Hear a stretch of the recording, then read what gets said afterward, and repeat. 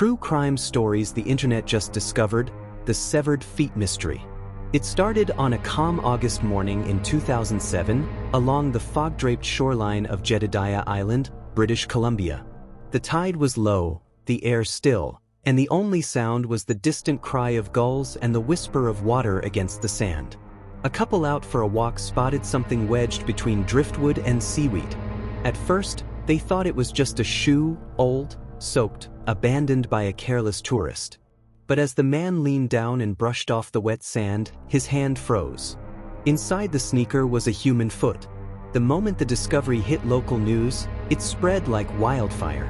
"Human foot found on Canadian beach," screamed the headlines. Police cordoned off the area, combing the beach for any other remains. Forensic teams arrived, photographers snapped, and investigators in blue gloves gently lifted the shoe into an evidence bag. They had no idea then that this was just the beginning, that this would become one of the most bizarre unsolved mysteries in Canadian history.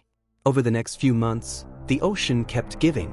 In February 2008, another foot was found, this time on Gabriola Island, about 30 miles away. Same eerie detail, encased in a running shoe, seemingly cleanly detached, as if the leg had simply stopped existing above the ankle. The public fascination grew.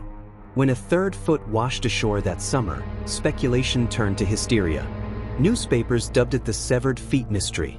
By the time the fifth and sixth shoes appeared, both with intact human feet inside, the Royal Canadian Mounted Police were overwhelmed with theories, tips, and sheer disbelief.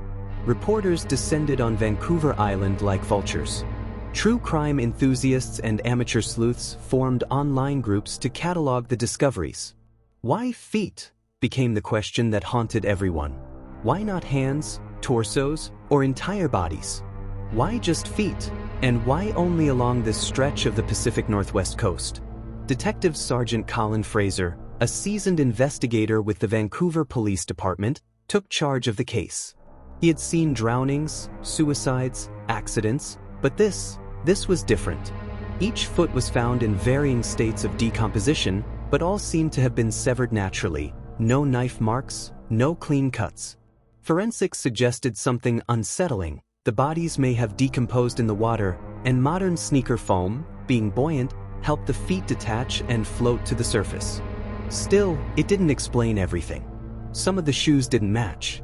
Some feet were left, others right. None were discovered close together in time. And yet, they kept coming. Between 2007 and 2011, a total of 11 human feet washed ashore along the coast of British Columbia and neighboring Washington state. Most were found by ordinary people, dog walkers, beachcombers, children exploring the tide pools. Each time, the discovery reignited fear. Was there a serial killer? A plane crash? A cult leaving offerings to the sea? The RCMP tried to stay calm under public pressure. DNA analysis connected a few of the feet to known missing persons. Individuals who had disappeared years earlier, their deaths ruled accidental or suicidal. But others? Total mystery. A retired fisherman from Vancouver Island told police he'd seen strange lights over the water late at night, as if someone was dumping something offshore. Conspiracy forums exploded. Human trafficking ring, mafia cleanups, organ trade, alien experiments. The internet, in its obsession, built the case into modern folklore. The more the police denied foul play, the more the public doubted it. Feet don't just come off like that, one woman said on camera. Someone's sending a message. By 2012, the case had taken on a life of its own. Forensic pathologists were running out of explanations. Yes, sneaker materials from the early 2000s could preserve and float detached limbs, but how did so many wind up in the same geographical area? Ocean currents couldn't explain the cluster. Even oceanographers struggled to model it. The internet dubbed it the beach of the dead, and every new discovery sent shockwaves through online forums. Then came the most disturbing twist. In December 2017, 10 years after the first find, a man walking his dog near the town of Jordan River spotted yet another sneaker tangled in kelp. Police arrived, assuming it was a repeat of the same phenomenon. But when they opened the evidence bag back at the lab, they froze. Inside was a foot that didn't match any of the previously found DNA profiles. It wasn't linked to any missing person in Canada, the US, or even the wider Interpol database. Forensics confirmed it was recent, less than 6 months old. That discovery reignited everything. Detective Fraser, now retired, returned as a consultant. The press swarmed him as he entered the Vancouver police building. "Do you believe this is the work of a killer?" someone shouted. He didn't answer, but the look on his face said everything. Late that night, he reviewed the evidence photos. Rows of sneakers lined up like ghostly soldiers in the evidence room, each one holding a secret of its own. He zoomed in on the latest find, and something caught his eye. The sole was different. The tread pattern had been sliced off. Deliberately. For the first time, the idea of coincidence began to unravel. Someone had learned from the earlier cases. Someone who wanted their work to blend in. And when investigators reviewed coastal surveillance footage, they found a grainy frame, barely visible through the mist, of a man tossing something from a small fishing boat, just off the same shore where the newest foot was found. But when they traced the boat registration, it led to someone who shouldn't exist. Detective Colin Fraser had seen every kind of case in his 30 years on the force: homicides, missing persons, even a few that had turned out to be nothing but hoaxes. But this one felt like it was staring back at him. The new foot, the one found near Jordan River, had reignited more than public panic. It reignited the hunt. And the grainy still image of that lone figure tossing something from a small fishing boat had become the single thread tying everything together.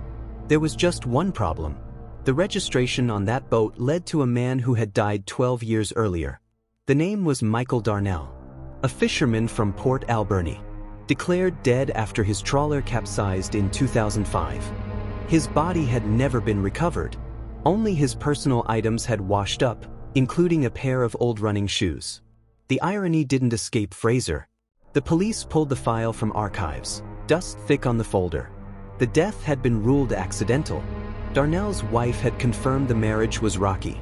Financial debt, alcoholism, threats to leave. But nothing had linked him to any of the missing persons whose DNA matched the earlier feat. Still, something about the timing gnawed at Fraser.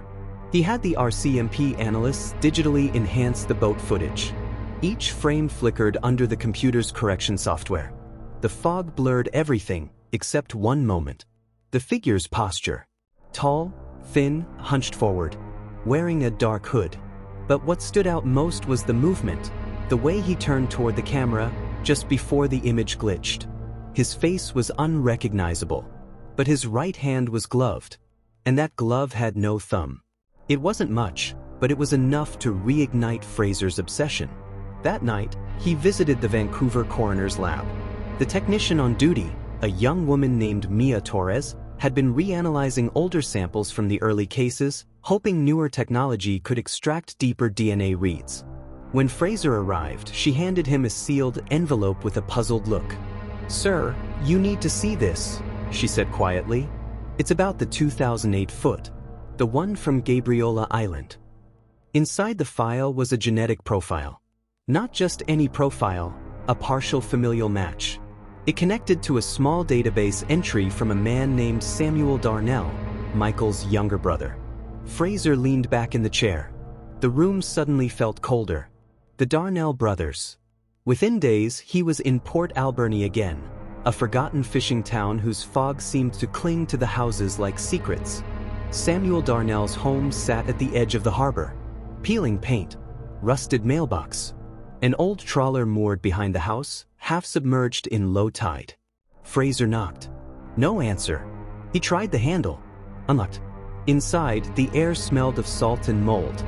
Fishing nets, ropes, and rubber boots lined the floor. On the wall, dozens of maps, each pinned with red dots across the western coastline. Vancouver, Gabriola, Comox, Jordan River. Every beach where a foot had been found. Pinned between them, a single photograph. Two brothers. Smiling. Younger. Alive.